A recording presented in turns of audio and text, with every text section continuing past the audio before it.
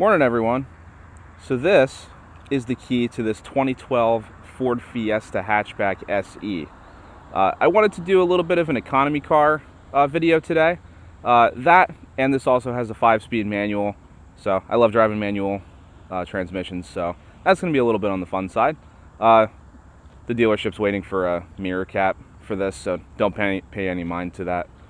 So in terms of fuel economy, I wanted to do this just with the rise in gas prices lately. I thought I might show you guys something that's a little bit more of an affordable option that's amazing on gas. So I'm going to go ahead and open up the trunk. Like I said, this is a hatchback. This does come in the sedan as well. However, this one is the hatchback, which I actually like the hatchback body style a little bit better than the sedan. You got your spare tire down there. For some reason, this cargo cover is extremely bent, but that's something that you can get. Close that. Go around to the back seat here. Now, in terms of room, it does leave a little to be desired. However, it's not too bad for the size of the vehicle. Right here is where I'm comfortably sitting. If I were normally driving, it's not too bad. My feet are underneath the seat a little bit, but in terms of knee room, I have a couple inches, so that's okay there. If there's somebody tall in front of you, unfortunately, you're not going to have really any room back here. But me being 5'7", 5'8", I'm just fine. Seats are pretty comfortable. I mean, for a car that, when it was new, started at a little under 16 grand, it's actually nice and comfortable.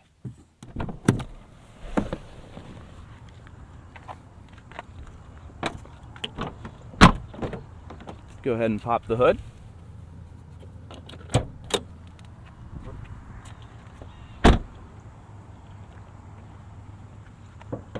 So under here, we got a 1.6 liter 4-cylinder, naturally aspirated. Makes 120 horsepower and 112 pound-feet of torque. It's a 5-speed manual it's driven by.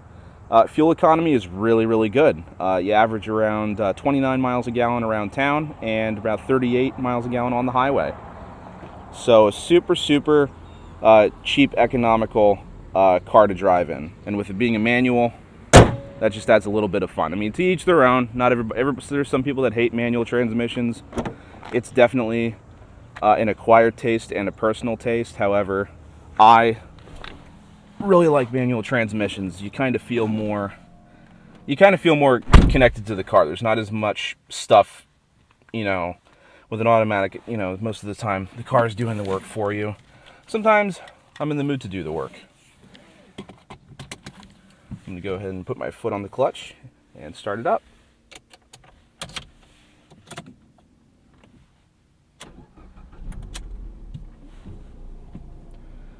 Now, this is a little bit of a higher mileage piece. I think this has like almost 110,000 miles on it. But on the way down here, drove pretty nice for what it is. Put the brake down. So a little bit about the features in here. So it is an SE, so you do have a few creature comforts. You don't have everything, but you do have some. So you do have heated seats down here. You got your radio screen right there. There's no subscription, but it looks like there's a button for Sirius FM or XM. You can lock and unlock the doors there. This is your menu here. It's not a touch screen, so if you want to go anywhere, you have to navigate left and right using that. Or you can also, well, if it prompts you, you can use these buttons here. There's 4 buttons. So this would be for all those. So there's 4 options over here. So these buttons would dictate which option you press. CD player. Back in 2012, they had CD players. A lot of newer cars don't anymore. Make sure all my vents are good. Oh, wipers are good. Okay, I'm gonna turn the air on a little bit.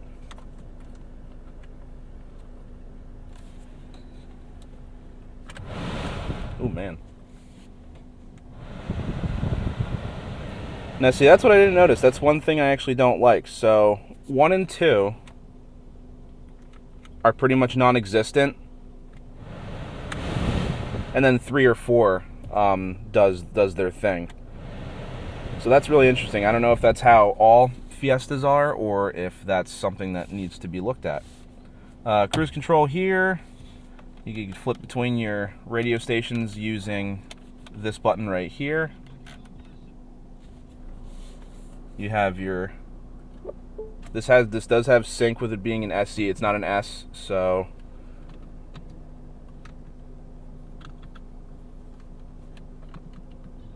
there we go. So I wanted to disconnect that, but there, your Bluetooth button is on the turn signal stalk right there. There's a button on the end here. You can look at your average miles per gallon, your trip odometers, stuff like that. You have a temperature gauge. You can adjust your mirrors on the side of the door here, left or right. The mirrors are heated. When you turn on rear defrost, it turns on the mirrors as well. And there's not really a whole lot to it. You can tilt and telescope the steering wheel. I already have that set to where I want. Really not a whole lot to go over. It's an economical car that, you know, it's just something you don't need a ton of bells and whistles. It just gets you from point A to point B, and that's what's nice about this. So we're going to take it for a ride. Put it in first. Let off the clutch slowly, because I don't really know the biting point too good yet, and we're getting her going.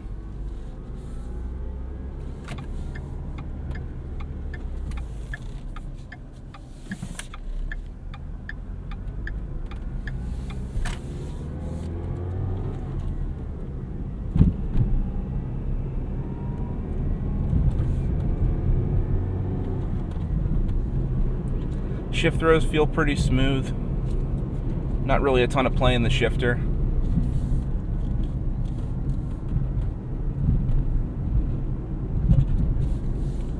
I mean, you can tell that it is a bit on the cheaper side for a car. I mean, you feel every bump in the road. Suspension kind of does leave you wanting a little bit more.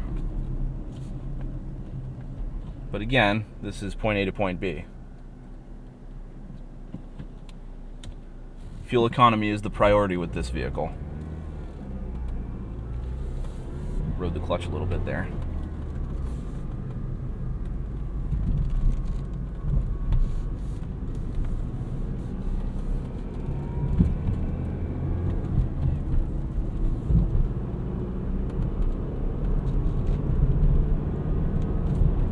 I do like in the gauge cluster there, it gives you a little shift light. When it thinks you're at the optimum RPM, it'll actually tell you to shift up.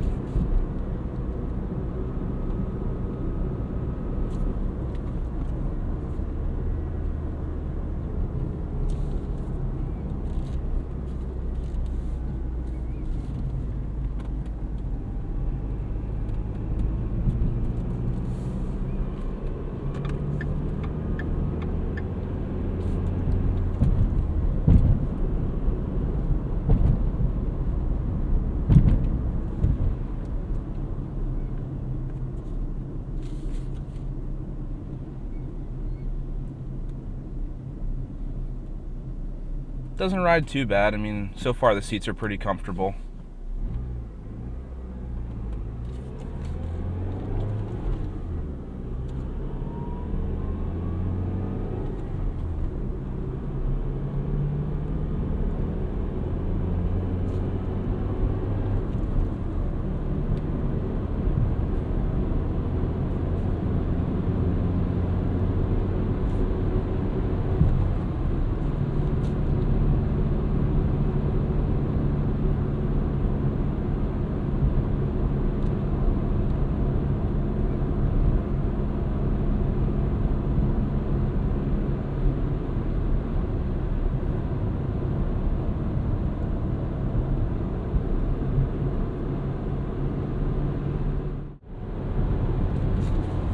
Alright, well, coming up the hill there, I wouldn't exactly say it was easy.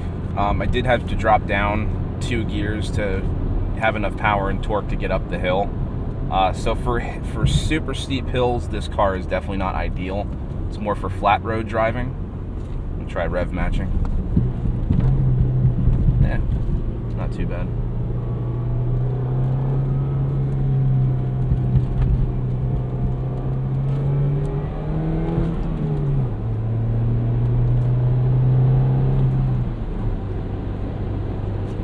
Felt all 120 horsepower coming down that hill.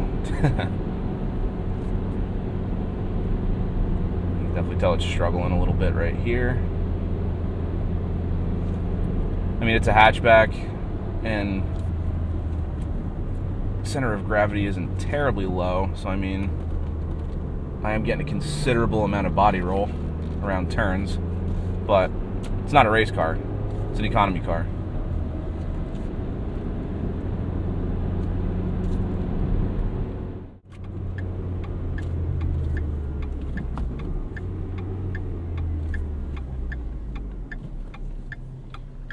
So this is on, you can't really tell unless you're here. This is on a little bit of an incline. So we'll see if I stall this thing out.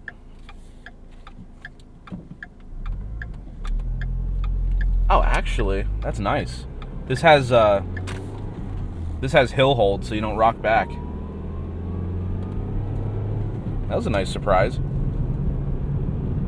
Never mind. It's pretty effortless.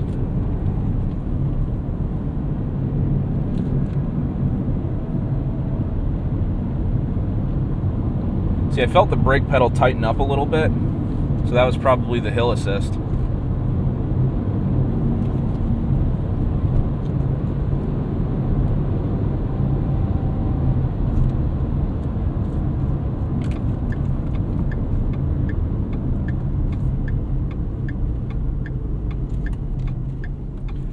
Fourth, I'm going to drop it right down to second. It should be good. Yep.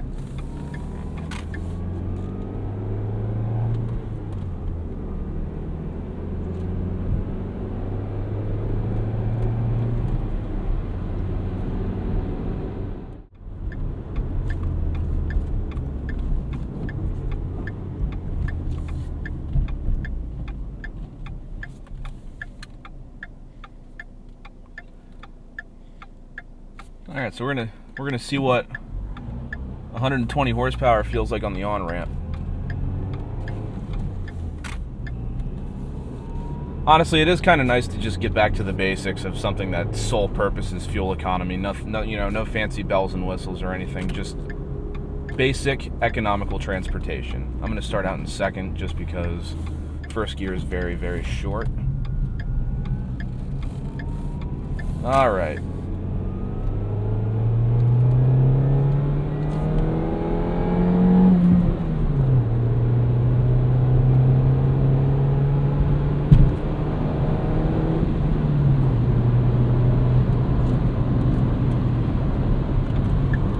About what I expected.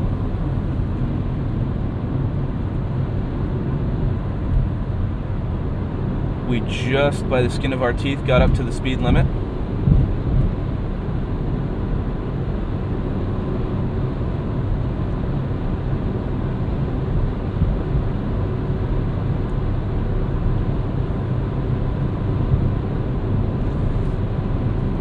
Highway driving's not so bad. I mean, you feel a little bit smaller in this cabin, but ride quality isn't too harsh.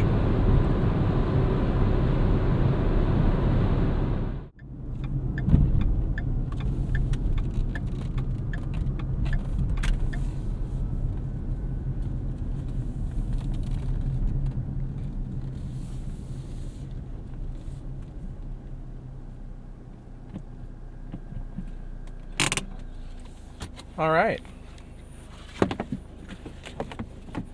Nope, seatbelts. That's all right. Turn it off.